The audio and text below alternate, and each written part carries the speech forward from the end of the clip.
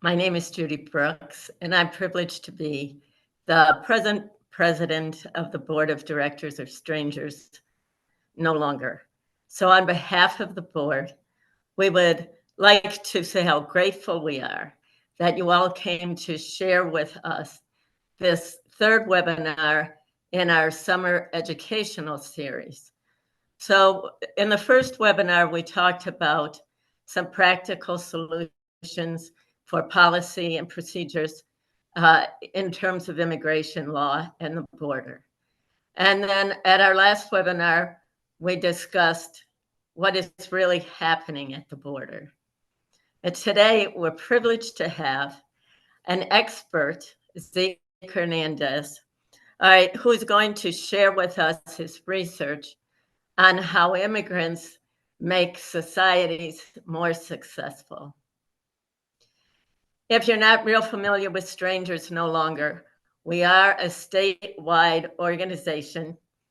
Our mission is to protect the dignity of every human being with particular focus on our immigrant population.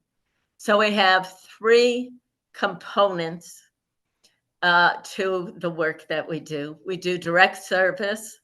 So we provide support to families that come to us through our circles of support in many of our Catholic parishes, clothing, food, social help, legal help. We also do a lot of advocacy work with our state legislature, representatives, meeting with them, trying to get laws and policies passed that will make life easier for our migrant populations that have come to Michigan to try and establish themselves. And then thirdly, we do education, which is what we're about tonight. And that's in order that we might be more knowledgeable and more effective advocates for our migrant community. So with that concept in mind of being an effective advocate, it made me reflect on something that I discussed with my son, who happens to work at a museum of history. And he mentioned to me that their board of directors for several months has been dealing with the concept that history, all right, does not hold much power if all it is a tribute to the past. That for history to be meaningful, all right, it has to somehow be a catalyst for continued work in the future. So, in terms of Strangers No Longer, it made me think that it is not enough for us to be in awe of our ancestors, many of whom were immigrants who migrated here, all right, and conquered much fear and much hardship in order to build new lives in America. It's not enough for us to honor them, all right? It's not enough for us to be proud that America has often been called a melting pot. For us to truly honor that history of immigration, we must create together, work together to improve the journeys of the migrants that continue to come to build new lives in our communities today.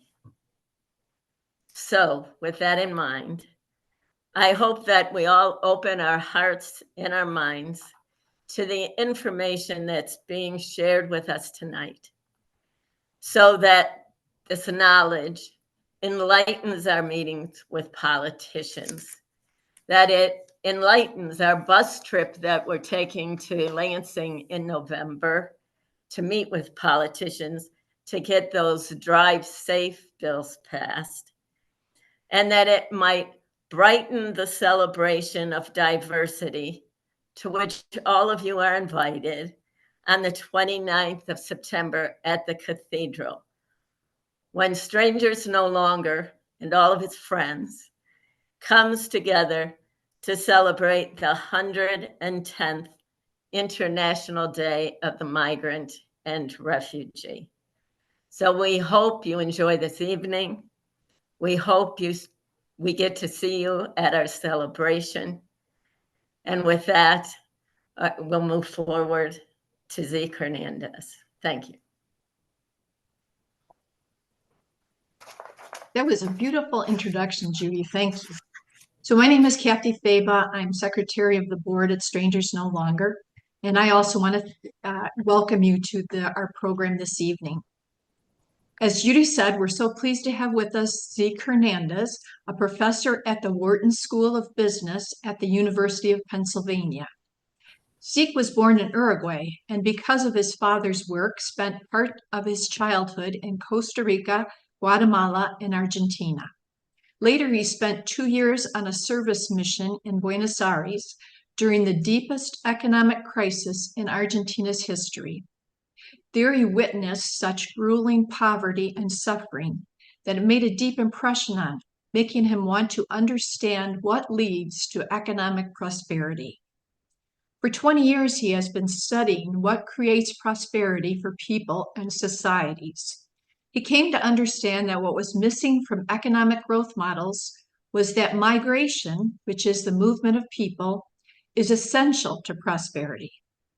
Zeke has recently come out with a book that summarizes these ideas.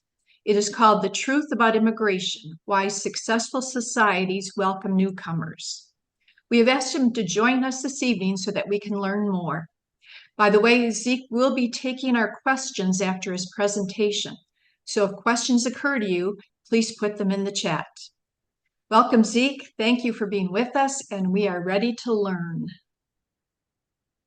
Thank you so much. That was a really kind introduction. And Judy, beautiful thoughts. I'm honored to follow those thoughts and hopefully add something to this evening. And thank you to all of you. This is a large group. You could be doing a lot of other things on a beautiful summer evening. And so I'm really grateful that you're here. And I hope it's worth your while. I believe it will be. I'm going to present for about 10 to 15 minutes. I just want to give you an overview of what I have learned over 20 years of research and what the book is about. Just an overview. We won't go too deep into any one thing. And then I want to spend the majority of the time taking your questions and having a dialogue, and we can go deeper into any of the issues that might have piqued your interest during my presentation. To do that, I'm just going to share a few slides with you. So hopefully everybody can see my slides. Yep, looks good. Okay, excellent. Very good. So this is the cover of the book that Kathy referred to. It was published just about 2 months ago, and it's been a joy to share these ideas with everyone I can after so many years of research. Of course, let me start here. When we talk about immigration, we're talking about a topic that is big, that is complex, and a topic that is very, very controversial. I wrote this book because I had spent many years presenting to audiences of all kinds, everything from faith groups like this one to academics to high-powered business executives, even to many policymakers. And I realized a few things that really opened my eyes. And one of them is the following, is that when it comes to immigration, you and I have been exposed to two dominant narratives about immigrants. And most people believe one of these two stories, okay? And the first story is what I often call the villain story. You're very familiar with this. This is a story that often major political parties use to garner votes. Every country has a political party that tells the villain story. And so in political season, like we are right now, you will see ads claiming that immigrants are here to steal your jobs, to undermine your safety, to destroy the precious cultural heritage that you have. Okay, this is a very familiar trope. It's a very popular narrative. It's a very effective narrative to anger a certain group of people and make them vote. And so anyway, I don't need to repeat all the details, but that's one of them. What's interesting though is that the other story that people tend to believe is what I often refer to as the victim story. Okay, here in the United States, this is embodied in no better way, no clearer way than in the Statue of Liberty and Emma Lazarus's poem that's attached to the Statue of Liberty, the idea that, you know, bring me your tired, your poor, your huddled masses yearning to breathe free. This is a narrative about immigrants that is full of nostalgia and full of compassion. And I would say that probably I'm guessing that most of us today here believe in this compassionate argument toward immigrants. But here's what's interesting. This victim story tends to paint immigrants as needy outsiders who we should welcome, but the idea is that it costs us something to welcome them. Right? There's a cost to our society. And if we pit these two arguments side by side, particularly in a political circle, it comes down to, should we favor insiders or should we favor outsiders? And you know that in the court of public opinion, usually it's not the outsiders that are going to win. Okay. Now, what I find interesting is that every audience I've spoken to believes one of these two stories. They both have something in common, even though they seem opposites. And what they have in common is that they're based on fear. Okay, the villain story is based on fear of immigrants. The victim story, it tends to be based on some kind of insecurity that we are never doing enough for these needy outsiders. Now, I've been doing research on this topic for nearly 20 years, excuse me, and I want to propose a third alternative. And not an alternative that is just my own idea, but what comes out of hard-nosed empirical evidence, okay? And instead of villain or victim, it's what I call factual optimism. It's the idea that when you look at the data, you realize that immigrants don't need your fear, and they don't need your pity either. In fact, welcoming immigrants is good for us, even in a very self-interested manner. That is, the facts tell us that we can be optimistic of all the good things that immigrants will do for our communities and for our society and for our economy. That's what this book is about. It's a third message that's neither villain nor victim, but factual optimism. Now, I don't have time in just a few minutes to give you all the details of what this factually optimistic story is about, so let me try to give you a short overview. If I asked you, what do you want for a prosperous community and society? What is your wish list? Just think in your head for a few minutes and list what you want. And I would guess that it would include things like this: a community that gets a lot of investment, okay, a community that has cultural vitality, a community where lots of jobs are created and crime is low, a community that is innovative, a community that is in a country that has national security, a lot of consumption, that is, people have money to spend and consume on local businesses, artistic creation, tax revenue, healthy tax revenue to provide public services, demographic balance, neither too old nor too young, a community that attracts talent and that generally news itself and isn't stuck in some past, perhaps echoing what Judy was mentioning earlier. Well, what the evidence tells us is if you want all those things, you want more immigration, because immigrants contribute positively to all of those things on the wish list of anyone who wants a prosperous community. And so what this book does is it covers in several chapters, it goes sort of part by part into those wish list items and explains what the evidence tells us, the hard-nosed, peer-reviewed academic evidence on how immigrants do those things. So the first half of the book focuses on economic questions and economic contributions. And the second half of the book focuses on more social type issues, as you can see from the chapter headings there. Okay. And so one of the things that I'm going to focus on, just to give you a few examples, and I'm moderating my time here, is I want to tell you just a little bit about part one. And of course, we can talk about any part that you want later. So let me talk about the economic case for immigration. That is, why is it that welcoming immigrants will make your community more economically prosperous? When we talk about immigrants in the economy, we tend to begin and end the conversation on what's in chapter 5, this question of, do immigrants steal jobs? Okay, and we never get past that. And some people will say yes, some will say no, but we sort of never move past that. And the problem is, to use an analogy, imagine if you were trying to bake a cake, okay, and you tried to bake the cake with only one ingredient, okay, let's say flour. but you don't include sugar, you don't include eggs, you don't include chocolate powder, you don't include milk. Okay, you're not going to be able to make a cake that way. But our conversation about immigrants in the economy is a little bit like that. We get stuck on that one question, but we miss out on the big five economic contributions that immigrants make. That is, immigrants bring investment, innovation, taxes, jobs, and talent, right? Any vibrant economy needs those five key ingredients, and somehow we never move past talking about one of those ingredients. So let me give you an example of just a couple of stories that I tell in the book. And one of the things that I hope readers appreciate is that this book isn't just a bunch of facts and figures, right? It's not just a boring academic giving you charts, but it's very story driven. There are stories from a lot of people's lives, including some from my own life, to illustrate what the evidence tells us. So here's one story from my life that surprised me. So my wife and I, we have been married for many years, for over 20 years. And we have 5 children. And our oldest son, his name is Lucas. When he turned 12 years old, we were concerned because he hadn't grown in 2 years. For a period of 2 years, he hadn't gained weight and he hadn't grown in height. He was healthy otherwise. He acted normal, but we were realizing that his friends were getting quite large. We were realizing, as an avid soccer player, that he would, run to get the ball, and he would just get completely bulldozed by kids who were bigger than him. And so we were a bit concerned. His doctors were concerned.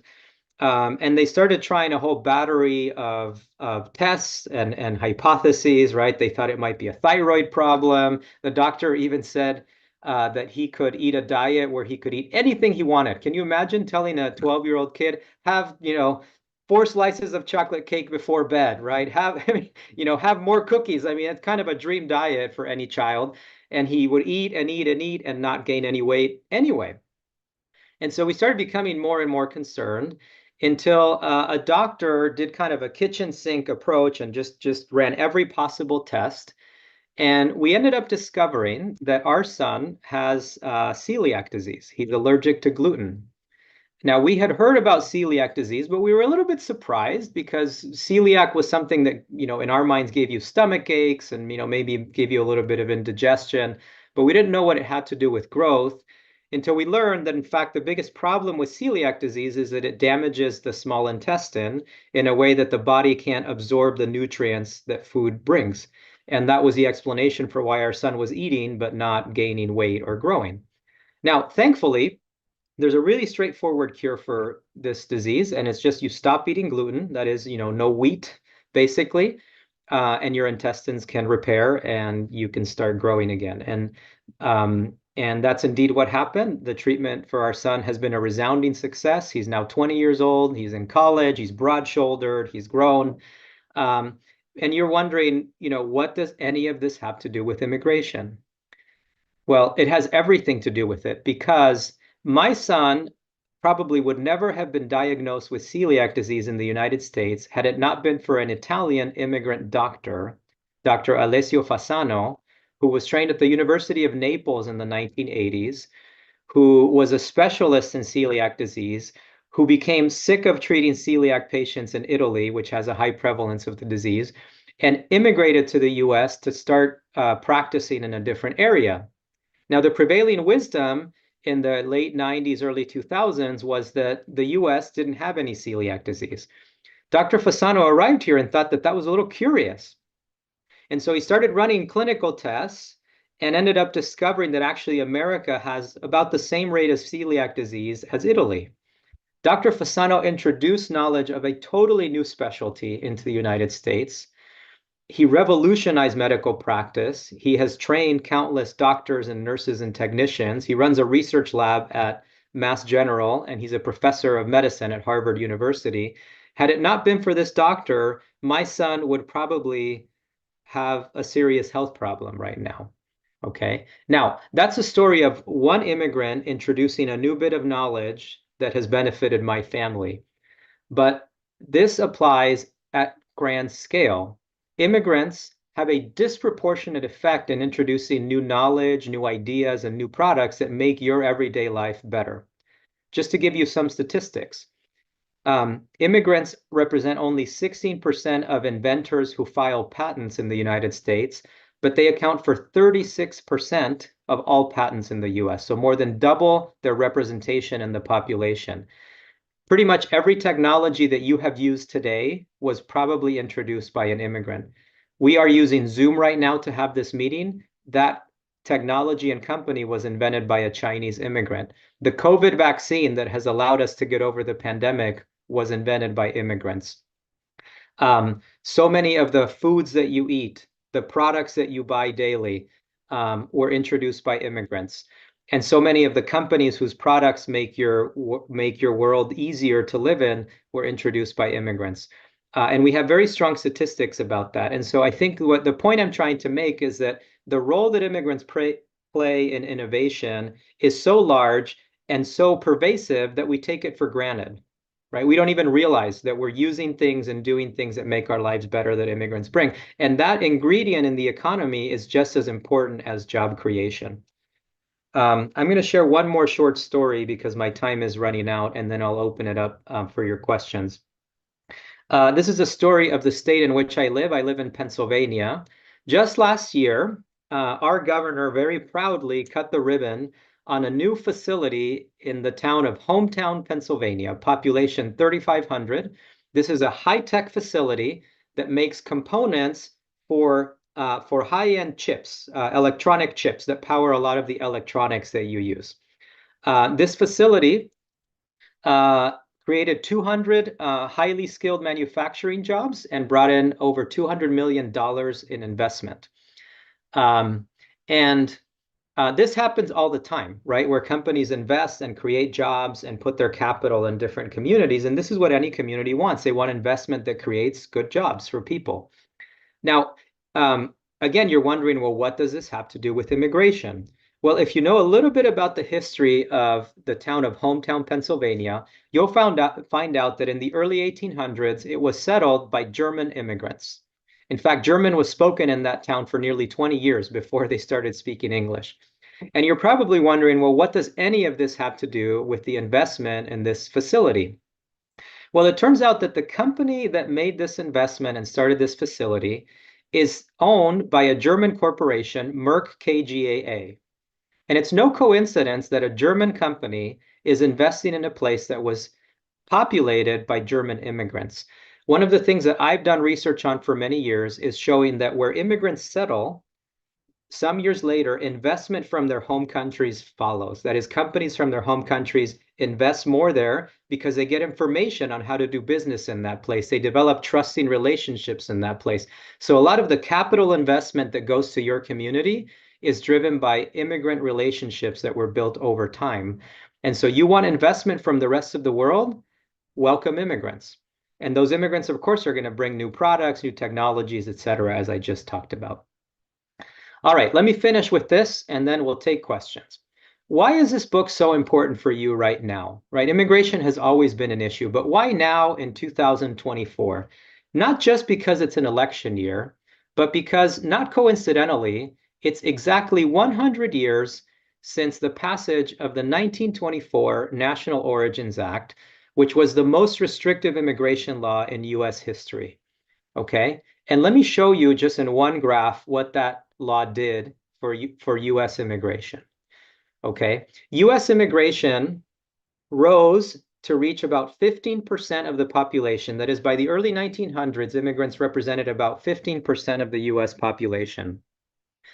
This wave of immigrants that came from the late 1800s to the early 1900s came from a part of the world that US politicians were very worried about, Southern and Eastern Europe. The idea that Catholics and Jews from Italy and Greece and Eastern Europe and Russia would settle in the US was very scary. And so in 1924, President Calvin Coolidge passed a law restricting the entry of immigrants from Asia and Southern and Eastern Europe so much that immigration actually went down to less than 5% of the US population over the next 40 years. That law essentially killed the entry of immigrants and led to a lot of economic and social damage that has taken a long time to undo. That law was reversed in 1965, and the current system has led to our modern wave of mass migration, this time from Asia and Latin America, as you're very familiar. And the question is, what's going to happen now? Will we make the same mistake we made in 1924, nearly exactly 100 years later, when we're having a very similar debate about whether immigrants are good or bad for us? Thankfully, I think we have better information to make better decisions than we did back then. But that'll only happen, we'll only avoid the same catastrophe if we know that immigrants indeed create more prosperous societies, which is one reason that I think it's so important to share this and why I wrote this book. All right, let me stop there. You're welcome to ask me any questions you want about any of the chapters or anything that's on your mind. Thank you. I've got a question for you. Yeah. Our last summer program was, we learned about what's going on at the border right now. Yeah. And my question is related to that. In your book, you write, a handful of states and local jurisdictions bear disproportionate shares of the immediate costs of receiving new immigrants. And I'm wondering, do you have some ideas how we could handle this more fairly? Yeah, I think there's many ways to approach that. Just to give a few numbers to that, right? I think we're talking about essentially fiscal costs here. Okay, there's other benefits that locations get, but it's true that in the short run, there are cities and states that bear that disproportionate share of the costs of educating and housing and feeding new immigrants for a time. And yeah, the problem is that there is no federal program to share those costs, right? So you could actually imagine a few different solutions. One of them would be that the federal government has a reimbursement scheme similar to what it has for education, right? Where the federal government will reimburse states for the share of public education that they bear. So that would be one, right? That if you're a state who, spent a lot welcoming newcomers and paying for their initial needs, you get a higher federal reimbursement. That would be one. Another would be to have a more reasonable way to move immigrants to different states. And so, for example, there's been conservative governors of Indiana and Utah have proposed that states should sponsor immigrants according to their economic needs and desires. And that would make it so that states can take the initiative in relieving the burden of border states or major cities. And there's many states who are very eager for that workforce. But that would require coordination, right? And the problem we have right now is that when, say, the governor of Texas sends buses without kind of as a political stunt to different locations, there's no coordination. And so states can't plan ahead. Agencies and organizations like yours can't prepare for the arrival. And so it's very disorganized. So I think anything that has federal oversight and cross-state coordination could work. And there's a lot of programs that could fit under those two principles. And we can go more into it, Kathy, but those would be the principles I would follow. Okay. Let's see, how about this one? There's a lot of talk about whether undocumented immigrants pay taxes or pay enough taxes. Yeah. There's also talk about immigrants receiving social services. However, in your book, you write, the economy is becoming increasingly dependent on immigrant taxpayers. Can you talk more about that?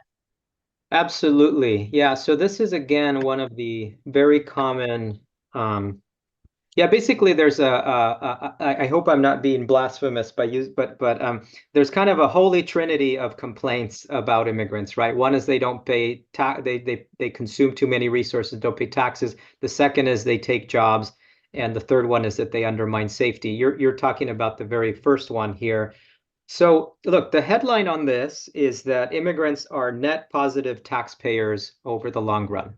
And that's quite incontrovertible. So one estimate, and it's a low bound estimate, is that the average immigrant contributes in net present value terms. That is assuming that the government gets all the money right now as opposed to getting it over time in the future.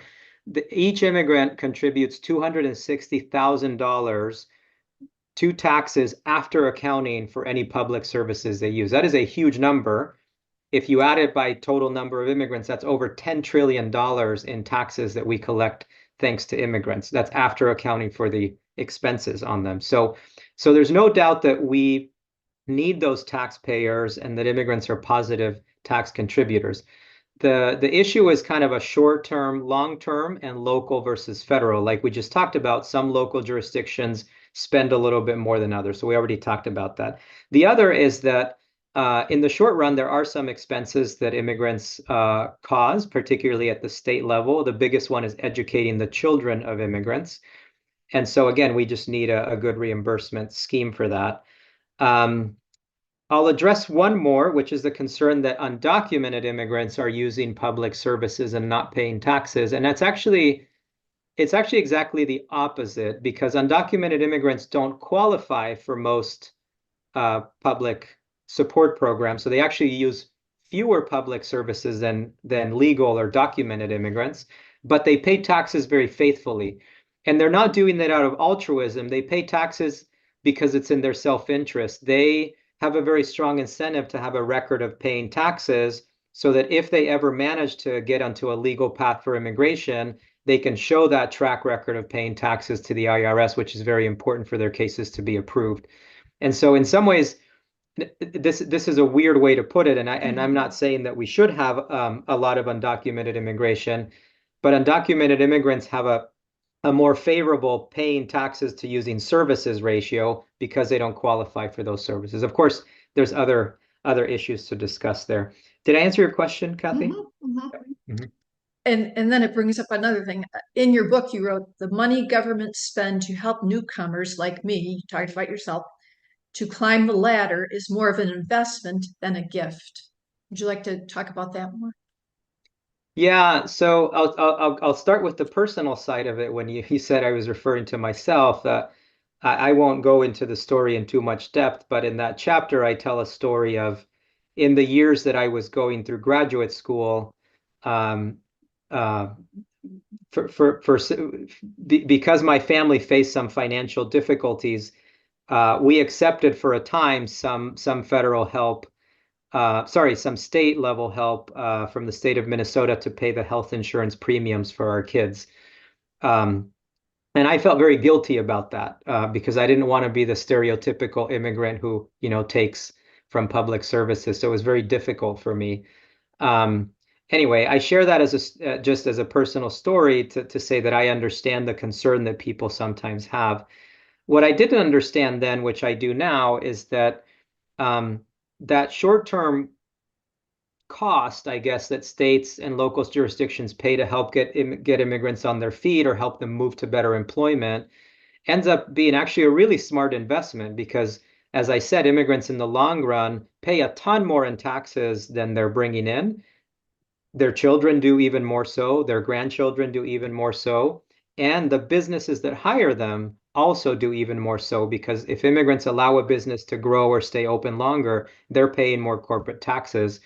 And so it's actually a smart investment to incur whatever initial expenses are necessary to welcome an immigrant because of the taxes they'll bring in the long run. But you have to be a little bit patient. It's not going to happen in 3 to 5 years, but when you start measuring it in decades, 10, 20, 30 years, you definitely see that return. And how do they end up paying taxes if they don't have a social security number? How does that work? Yeah, so you can pay taxes in the US through an individual taxpayer identification number, ITIN, and anyone can get it, including someone who's not here with legal authorization. And believe me, undocumented immigrants get them and use them very faithfully to pay taxes for the reasons I mentioned. Yeah. So you mentioned national security. That's a concern for some people. And in your book, in chapter 8, you ended the chapter with this statement: the real national security threat is not allowing immigrants in. What did you mean by that? Yeah. So now we're attacking sort of the other sort of Holy Trinity concern, right? And um, political season. You've seen the ads, right? This immigrant, raped someone, murdered someone, that kind of ad, and it's very effective politically. So I have to address two things. The first is that even those individual events that you see in the political ads did indeed happen, and they're tragic, and we don't want them to. Statistically speaking, the group that is the least likely to commit crimes in the United States are immigrants. Like they have a significantly lower rate of criminality than the U.S. born by far. And actually, undocumented immigrants have the lowest rate of criminality. Again, they don't want to be deported, right? So they have a very strong incentive to behave. So the worry that an immigrant is going to, and this is for all kinds of crime, whether it's murder, theft, drug crimes, whatever, immigrants have a lower rate of criminality. So that explains why, on average, immigrants actually reduce crime rather than increase it. But when I say that the real national security threat is not allowing enough immigrants, I'm talking about something even bigger. And here we can go back to the story of Dr. Fasano that I just told and how he introduced knowledge of celiac, okay? Or the statistic I shared about how immigrants are disproportionately important in introducing new technologies and new ideas. Well, many of those new technologies and skills that immigrants bring have really critical national security implications. For example, AI, right? Artificial intelligence, which is now kind of everywhere in the news. Well, more than half of PhDs in AI in the US are foreign born, right? We would not have an AI industry were it not for foreign-born talent. We would not have a biotechnology industry were it not for foreign-born talent. We would not have semiconductors. We would not have a lot of advanced weapon systems. A lot of the technologies that we depend on for our national security. Also, a very high number of people who enlist in our armed services are also immigrants and foreign-born. And so if we missed out on all that talent and everything it contributes to the manpower and the technologies and ideas that contribute to our national security, we would be less safe. We would literally be less safe in geopolitical terms. And so the real threat is really not letting in that talent and that manpower that contributes to our national security. And that's a much more real threat than an immigrant who's going to, steal your car or kill your mother, right? Because they won't do that, but we will miss out on the national security benefits. Also in your book, I think you talked about how Native people work with the immigrants who come in and they combine, they bring in new knowledge, and then we use our existing knowledge and create something new. Can you expand on that a little bit? Yeah, that's one of the things that so let me kind of give you kind of a high-minded preface to that, is that I've discovered that there are kind of these different levels of understanding of how immigrants contribute to us, right? And so I would say there's like the lowest level is sort of what I call the middle ground, the middle school playground insults level. Like, oh, I don't like these people, they're bad, right? That's kind of like the level of dialogue at which we often discuss. And then there's sort of like this higher level, which is a question of, well, maybe immigrants hurt me in certain ways, right? And then there's a realization, well, actually, it turns out immigrants are not bad, right? They don't hurt us. But don't hurt us is not the same as immigrants benefit us, right? So in this higher level of understanding is, oh, immigrants bring these benefits that I've been talking about. But the highest level of understanding, the most sophisticated and in some ways, most important, is not just that immigrants bring benefits, but that immigrants make us, right? They make the rest of us better and smarter. And this is what you're asking me about. So I'll give you just a statistic to start with this. I mentioned that immigrants contribute 36% of all patents in the US. They're responsible for 36% of all patents. That's over a third, even though there are only 16% of inventors who patent in the United States. But what's interesting about that result, that 36%, is that about 2/3 of that 36% is immigrants being directly the inventors who patent a new technology or who introduce knowledge of a new disease, or these things we've been talking about. But the third of that, a third of that effect, right? So 13 of the 36% is really interesting. It's not that immigrants themselves are inventing these new technologies, is that they are making US-born inventors more creative and more innovative. Why? Because say there's a scientist in a lab or an inventor in a garage, when they interact with a foreign-born person, that foreign-born person will expose them to new ideas, will connect them to new sources of knowledge or scientific information that they didn't have that resides abroad. And that makes native-born people more productive and more inventive. Or, when foreign-born people come in and work at even a blue-collar job, like let's say landscaping, right? When a landscaping company needs a minimum number of people to stay open, and they're able to stay open because they can hire foreign-born people, they keep jobs for the native-born people as well, right? So the point is that when natives and immigrants interact, it's not just that the immigrants bring these good things, they make natives better off, and then natives have new ideas, they discover new things, they have thoughts they wouldn't have had before. And so those are the real win-wins. And that's what gets me the most excited, is the idea that I can tell you, or I can tell your policymaker, look, we're not just doing this out of goodness for immigrants, we're doing it out of like the self-interest that this makes us better. And I think that's really powerful. We have another board member here, Rosemary Inslee. She's been keeping track of the chat, and I just want to give her a chance. Is there a question you want to ask, Rosemary? Yeah, and I see some hands up too. Yeah.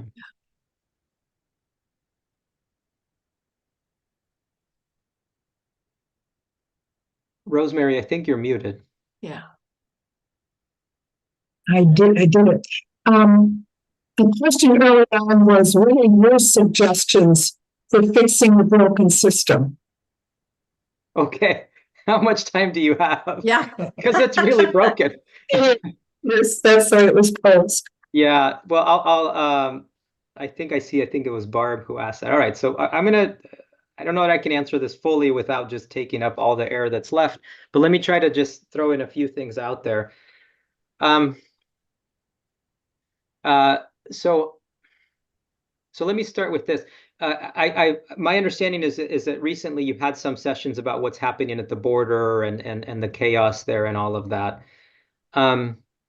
Pretty much all of the chaos in our immigration system, whether it's unauthorized immigration or the fact that an Indian immigrant with a master's degree needs to wait 100 years to get a green card, however you look at it, comes from the fact that our immigration system is outdated and doesn't allow enough people to come in given our needs. Okay, meaning that the demand for immigrants that our country has is way above the supply that our system allows, and that gap between those two things creates a lot of incentives for irregular immigration.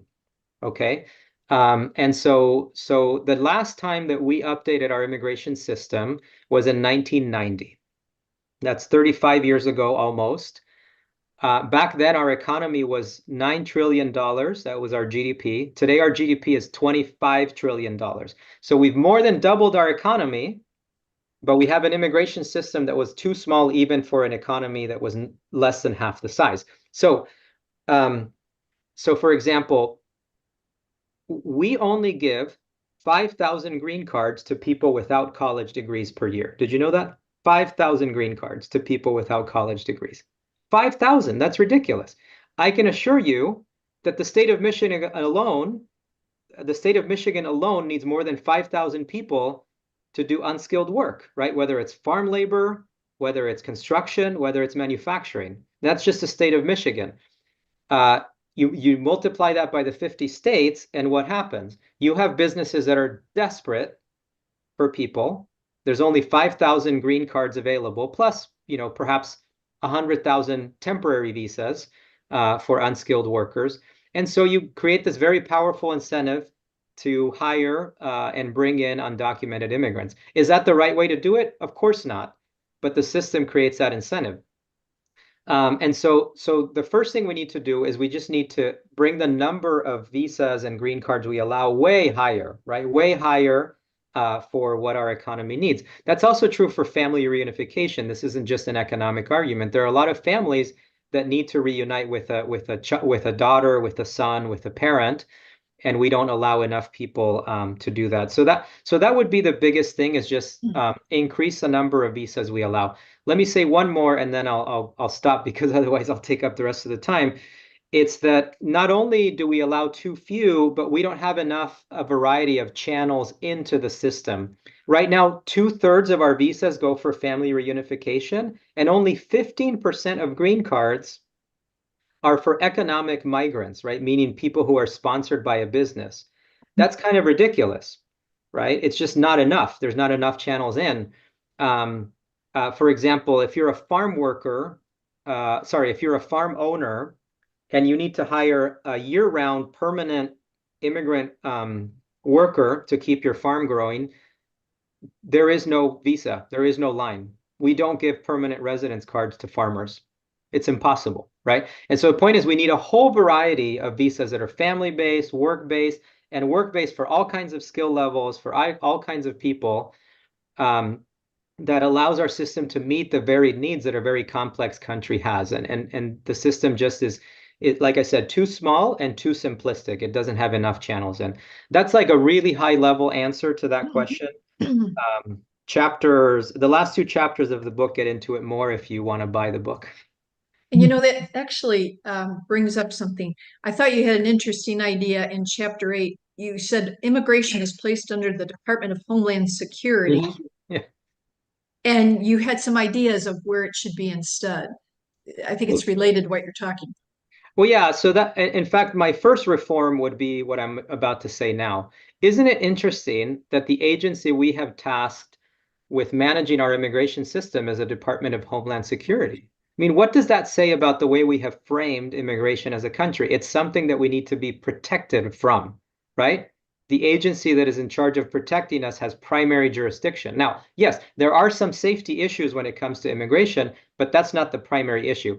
So my opinion is that we need to frame immigrant as the positive thing that it is by either creating its own a standalone Department of Immigration, right, that manages it in all its facets, right, not just the big 5 economic benefits, but all the societal benefits that it brings, or perhaps have like shared jurisdiction between Department of Commerce, Department of Labor, maybe Department of Agriculture, with secondary oversight from Department of Homeland Security. The reason that seems like just a symbolic change, but it's not symbolic, because those agencies that I mentioned, or a Department of Immigration, would be focused on designing a system that creates prosperity, as opposed to designing a system that is kind of a safety first, keep people out system, right? Which is kind of what we have right now.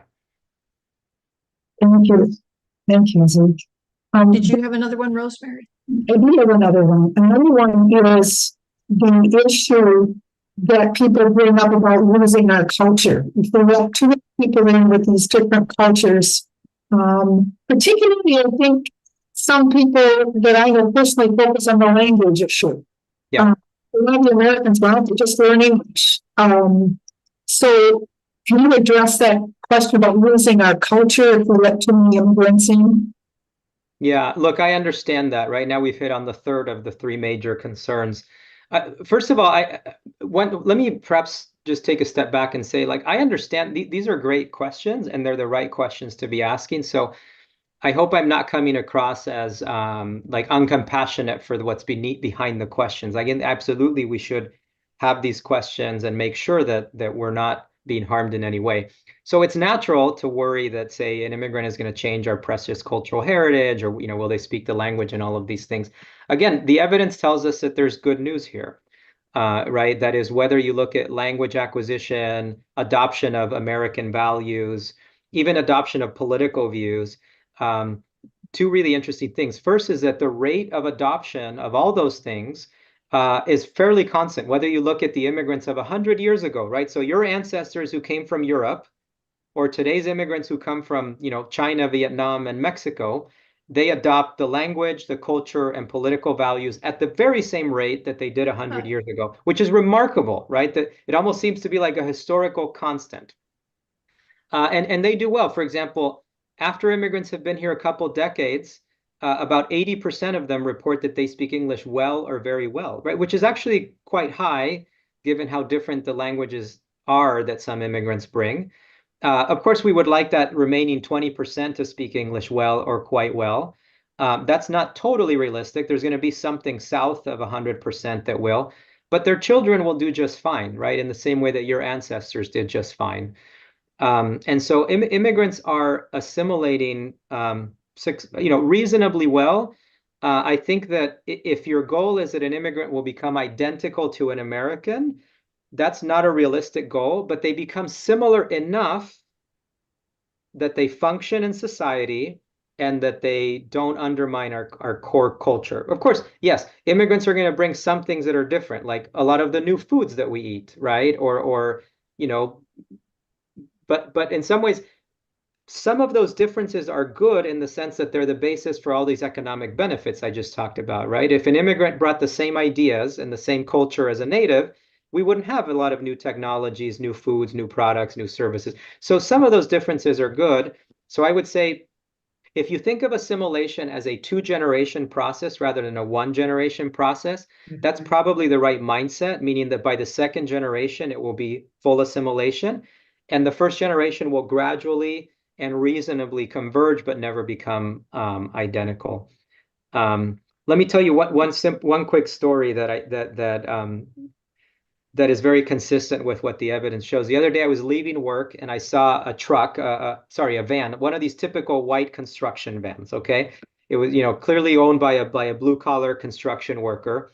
And on the back, in the back windows, it had a flag of Guatemala and a flag of the US.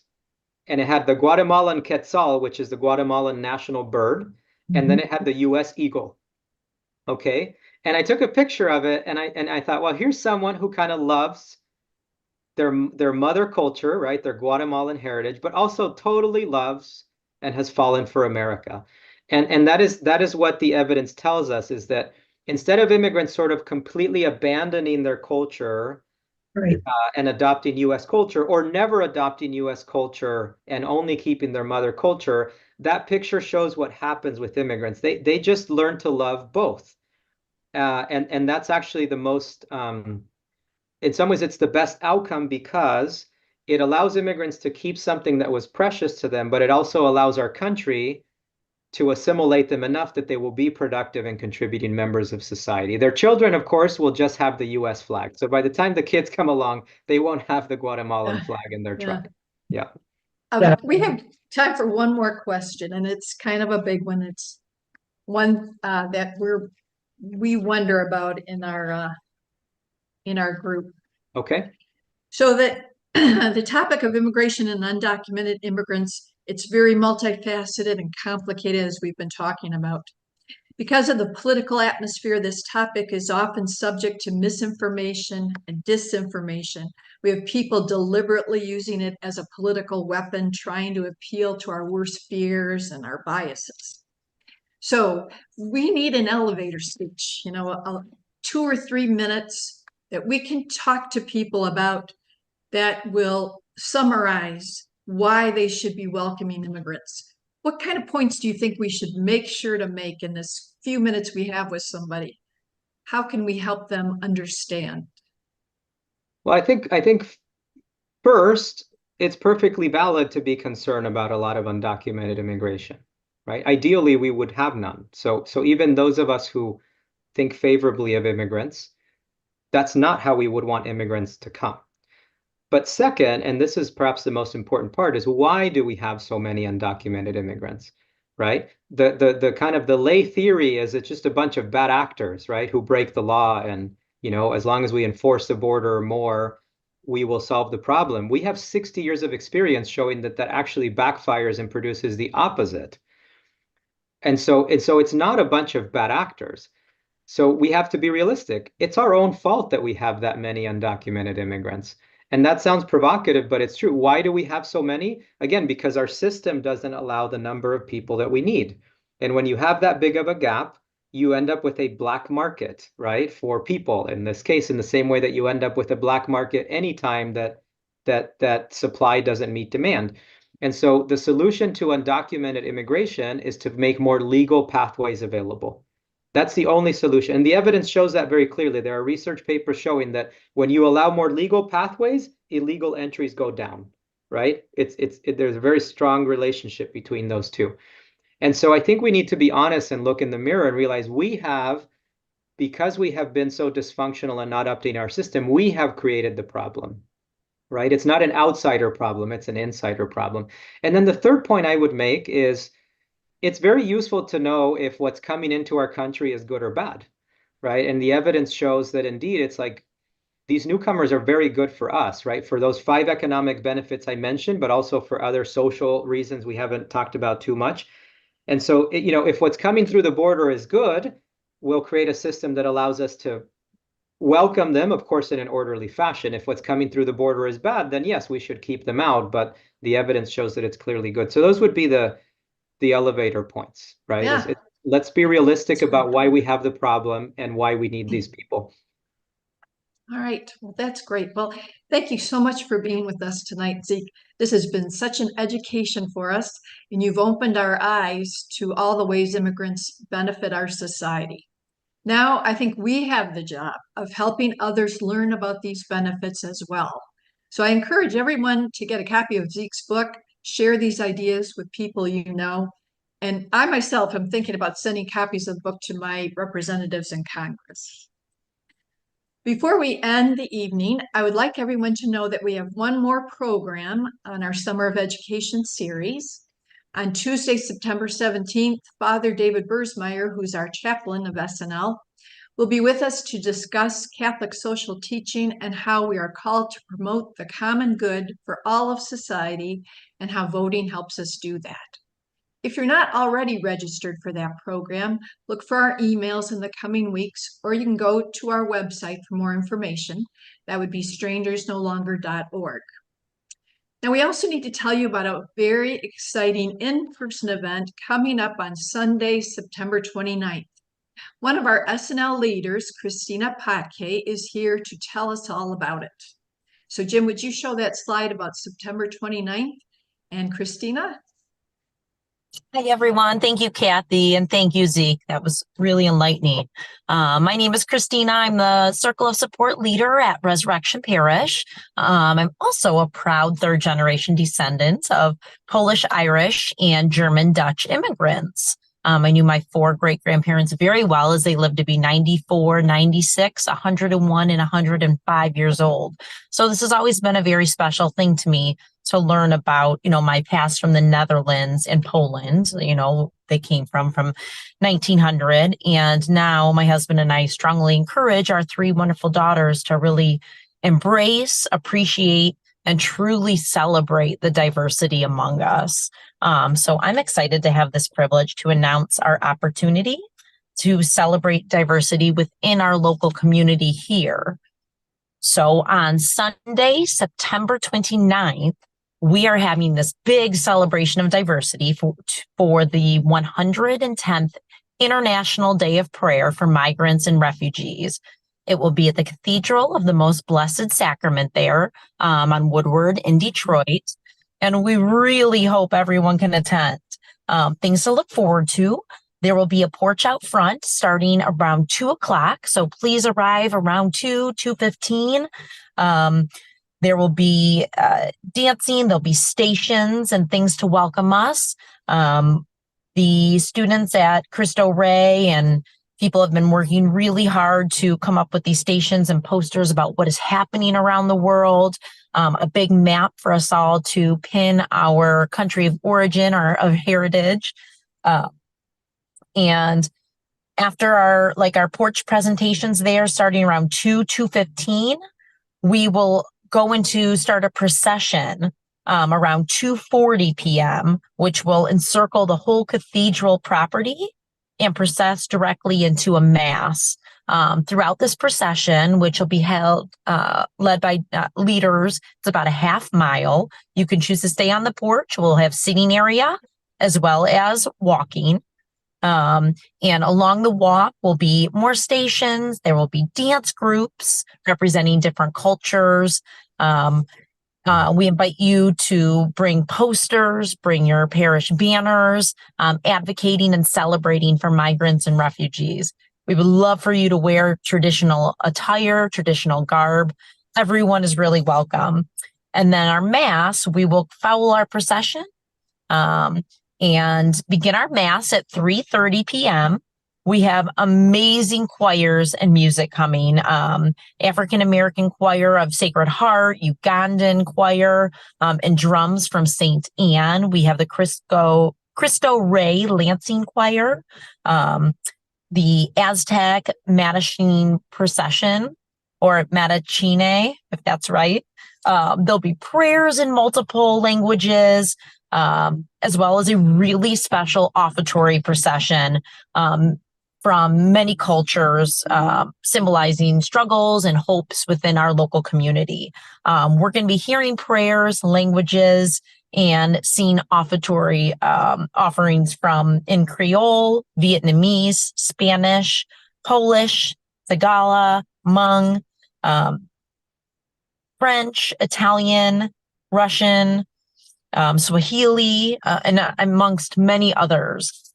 We're really, really looking forward to this and would love to have you, your parish, your friends, your family join us on, again, Sunday, September 29th, to celebrate the International Day of Prayer for Migrants and Refugees. And again, all are welcome: Catholics, non-Catholics, immigrants, non-immigrants, allies, and really all of advocates of Jesus's call to welcome the stranger. We really hope to see you there on Sunday, September 29th. Thank you, Christina. That sounds very exciting. Thanks for telling us about it. In closing, we thank you, Zeke Hernandez, for the work you are doing and for being with us this evening. And our thanks to everyone who joined us tonight and have joined us at our other programs this summer, and for supporting our work at Strangers No Longer.